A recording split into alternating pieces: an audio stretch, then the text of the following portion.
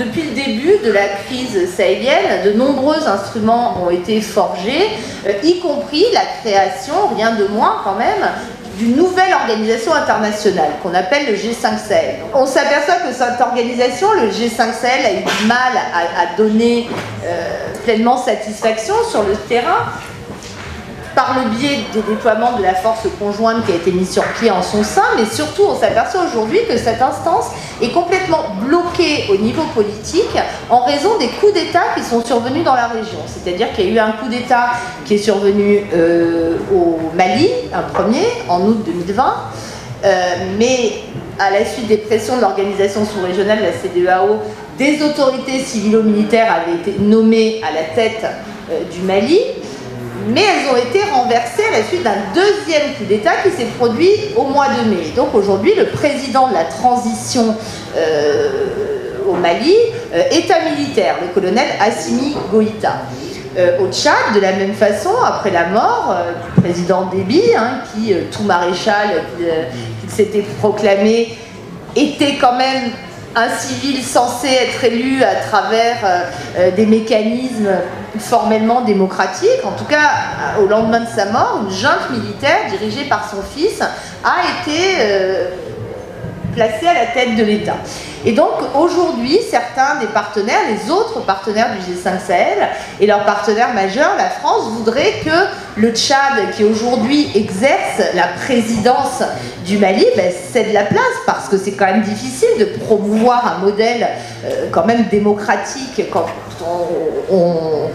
on a pour partenaire des juntes militaires. Et la difficulté, c'est que selon l'ordre, parce que la présidence est tournante et change chaque année, c'est le Mali, donc de nouveau dirigé par une junte militaire, qui l'année prochaine va prendre la présidence d'organisation. Donc c'est juste l'un des exemples pour vous montrer que effectivement les questions de gouvernance, les questions politiques, qui là pour le coup n'ont rien à voir, en tout cas pour le cas du Tchad, rien à voir avec la problématique de la lutte anti-djihadiste, compte énormément dans la gestion de cette crise. Et je crois qu'aujourd'hui, si au Sahel, il y a cet enlisement sur le plan sécuritaire, il y a cette impasse qui est devant nous, c'est parce que justement, on a surestimé l'importance du militaire dans cette affaire. Pourquoi le Sahel est comme ça? Pourquoi on a vu tout de suite des terroristes, des extrémistes violents, etc. C'est que la communauté internationale, elle a au moins au Sahel, au moins 40 ans de retard par rapport au phénomène et au réseau qu'on essaie de combattre. 40 ans, pourquoi? Parce que dans les années 70, c'était les grandes sécheresses dans le Sahel. Et pendant ces sécheresses, les États africains ont beaucoup souffert. Malheureusement, pendant cette même période, c'était la période des chocs pétroliers et de la crise financière en Europe et aux États-Unis. Donc nos partenaires européens et américains n'avaient pas d'argent pour nous aider. Qui avait de l'argent? Mais c'est ceux qui vendaient du pétrole. Mais ceux-là, ils avaient de l'argent, de l'aide apportée en Afrique, mais aussi ils avaient des idéologies à exporter. Et au même moment, comme si la communauté internationale n'avait rien compris, on a demandé aux pays africains la chose suivante, qui à mon avis est une bizarrerie.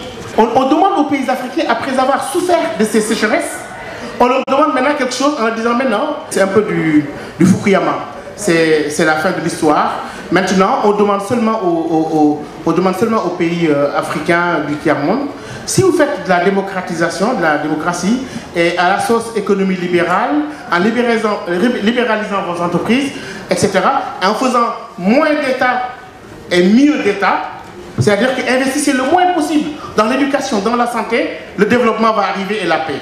C'est le contraire. Il y a eu le discours de la Baule avec Mitterrand, démocratisation, libéralisation, et ça a tué complètement les États qui ont de moins en moins investi dans l'éducation et la santé, et qui a pris la place des organisations, des ONG islamistes, qui ont creusé des puits, qui ont construit des écoles, qui ont créé des liens sociaux, qui ont créé de la solidarité. Et ils ont produit aujourd'hui ces mouvements qui se développent, et 40 ans après, on arrive avec des kalachnikovs pour les déloger. Ils ont un ancrage social, ils sont acceptés par les populations, et nous n'avons, en tout cas avec nos partenaires internationaux, que de l'armement, etc., pour les déloger. Et ça ne marche pas. Donc la lutte contre le terrorisme vise l'élimination des cibles. Et les cibles se régénèrent. Mais la prévention de l'extrémisme vise à s'attaquer aux causes structurelles qui mènent à cette radicalisation-là. Et ça, il y a moins de publicité dessus parce que c'est plus difficile. C'est par la santé, par l'éducation, par des investissements massifs sur le capital humain, sur la jeunesse. Et comme c'est plus compliqué à faire, on communique beaucoup plus sur les interventions militaires, etc.